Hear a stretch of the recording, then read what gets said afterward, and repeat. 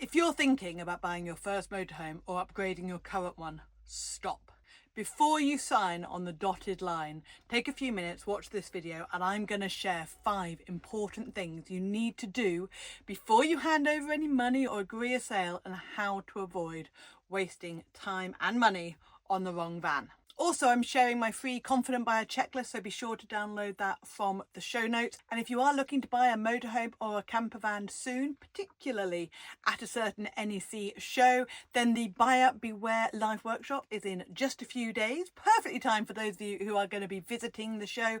But even if you're not, if you're planning to buy from a dealer or a private seller, the workshop is perfect for sharing tips and things you need to look at and questions you need to ask and all of that good stuff. More information will be in the show notes for you. Now, if we've not met before, hi, my name is Kat from Wandering Bird, and I am here to help motorhomers and campervanners make the most of their time in their van and also avoid some of the mistakes that I made. Now, I actually went through 3 motorhomes in 3 years. Cost me a lot of money, but I learned a lot from that experience. And in this video, I'm going to be sharing 5 of the most important things you need to do before you commit. I'm a bit worried that this is wobbling. Okay, I think that's better. I think that stopped wobbling a little bit. So, step number 1. Basically, there are some things that you need to decide before you go shopping or even start looking at vans. So what I want you to do is grab a notepad and a pen, or use your digital laptop, computer, phone, whatever, and write down the things that you absolutely need from your motorhome. And also decide whether it's mostly going to be a vehicle. Are you going to live in it? Is it going to be weekend adventures? Is it going to be a little bit of both? Is it going to be going to like shows or bike tracks or some sort of eventing van? What is the main purpose that you want the vehicle for? And then think about things that you need for that. So for example, I'm actually looking at changing my motorhome, possibly will, possibly won't, don't know yet. But one of the key drivers for that is because I want to go do more motorcycle touring. So towing the bikes behind the motorhome on a trailer, but also I'm going to need to carry a load of bike gear. So that's helmets and leathers and all that kind of stuff. And in this current motorhome, which is perfect for when I lived in it for 4 years, it doesn't have enough storage for all of that extra stuff. So I'm looking at other options and perhaps looking at something with a garage. That's what I mean by think about how you're going to use the van and then what your non-negotiables are going to be inside that. So step number 2 is to consider your payload and also the weight of the vehicle. Now, these are 2 things that catch a lot of people out. Let's tackle the weight of the vehicle first. If you took your driving license after 1997, then you will not have a C1 category automatically on your driving license. If you took it before then, you've got grandfather rights and you could drive any vehicle up to a 7.5 ton. If you don't have the C1 category, you are restricted to 3.5 tons. Now that's really important. So I, for example, don't have the C1 category without doing it separately. So I can only currently drive motorhomes up to 3.5 tons. So when I am looking to upgrade, I can't upplate my current van. I need to restrict myself to the vehicles that I can drive.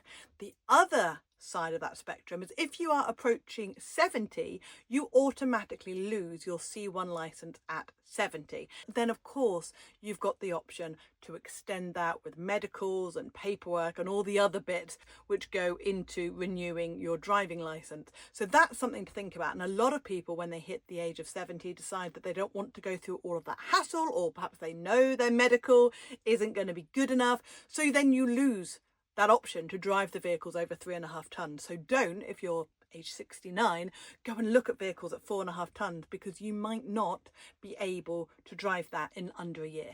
So once you know the weight categories that you are restricted to on your vehicle, you then need to look at payload. Now, I recommend you have at least somewhere around 400 kilograms, particularly if you're going to go off and do long trips.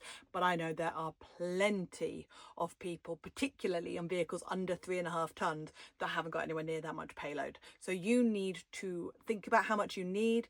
Think about how many people you're going to be carrying, how many dogs you've got, how much stuff you're going to need, all of that kind of stuff, and figure out what roughly you think payload is going to be. If you want to go into payload in a bit more depth, then this video will help. Step number 3 is consider rainy days and sleeping arrangements. Now, let's face it, We live in the UK.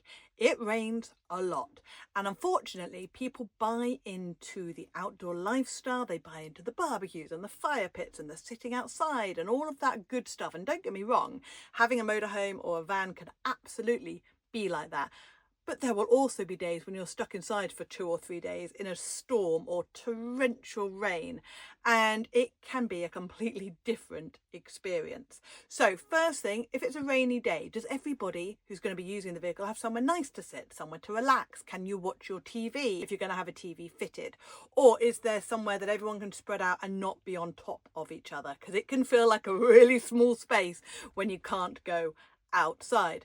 And then of course there's sleeping arrangements. Now if you are traveling on your own, that's obvious and easy, but if you're traveling as a couple, if one of you goes to sleep early and the other one's a night owl, or if one of you likes to get up in the middle of the night to go to the toilet, or if somebody gets up early to make a cup of tea but the other one likes to stay in bed for a little bit longer, is the van set up to do that? If you've got a drop down bed over the living room area, that means that you're not going to have a living room area when the bed is in use. So it's things like that to think about. And then of course, if you're traveling with children or grandchildren and they go to bed a lot earlier, are you going to be able to sit up and enjoy a glass of wine and a chat and all of this stuff if it's raining outside?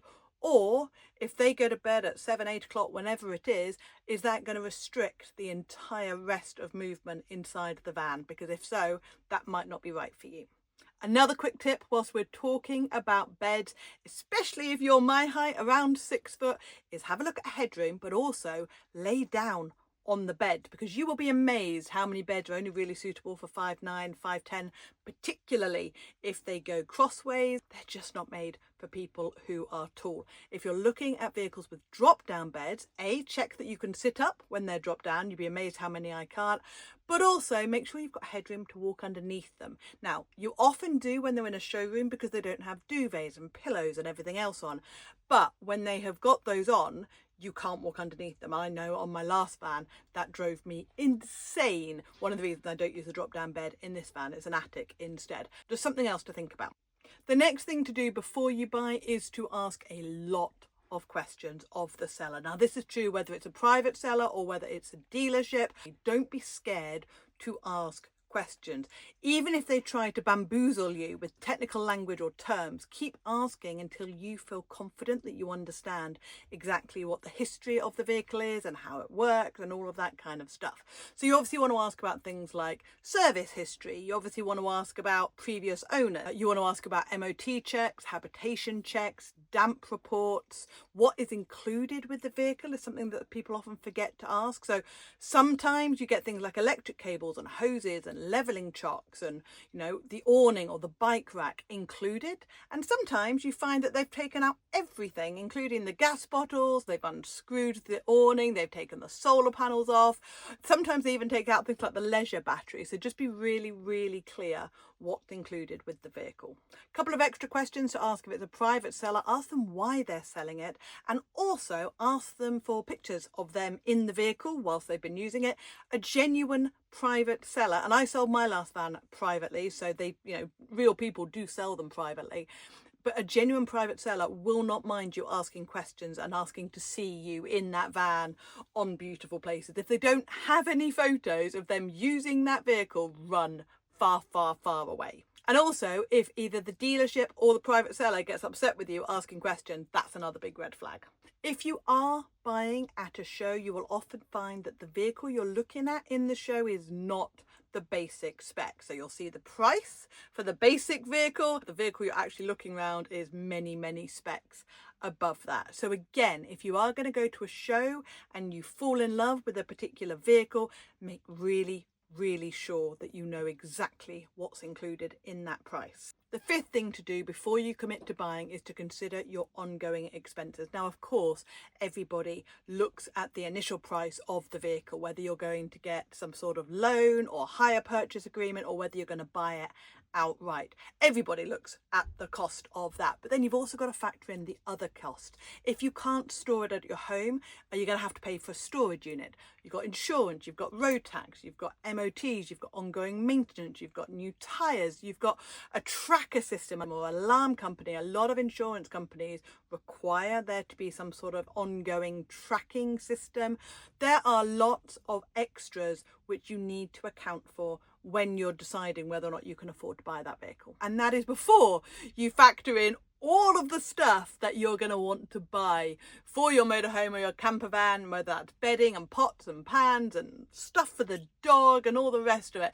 There is a lot of things to buy. Now, buying a motorhome should be fun and exciting, not stressful, and definitely not something that leads to regrets later on, which is exactly why I am running a live workshop called Buyer Beware, things to check and do before you buy your motorhome. Now, this is applicable whether you're buying privately, whether you're buying through a dealer, or whether you're going to go to a show and see what special offers you can find there. We're going to walk you through what to look at and check before you go, what to look at when you're there, and also the things to consider when you actually collect your vehicle, questions to ask, all of that good stuff. We're going to be focusing on you buying the right vehicle for you and not wasting money and having to go through 3 in 3 years. So if you're even thinking about buying a motorhome or campervan anytime soon, then please do come and join us on the live workshop. The details are all in the notes for you. Spaces are limited, so if you want to come and join us, even if you can't make it live but want access to the replay, then please do buy yourself a ticket. For £5 you could save yourself thousands. Don't forget as well to download your free Confident Buyer checklist. And if you found this video helpful, a thumbs up and a comment are always very much appreciated. If you do want to know more about mistakes that people make when they go and buy their motorhome, this video is the one to watch next, and I'll see you there. Thanks for watching. Bye.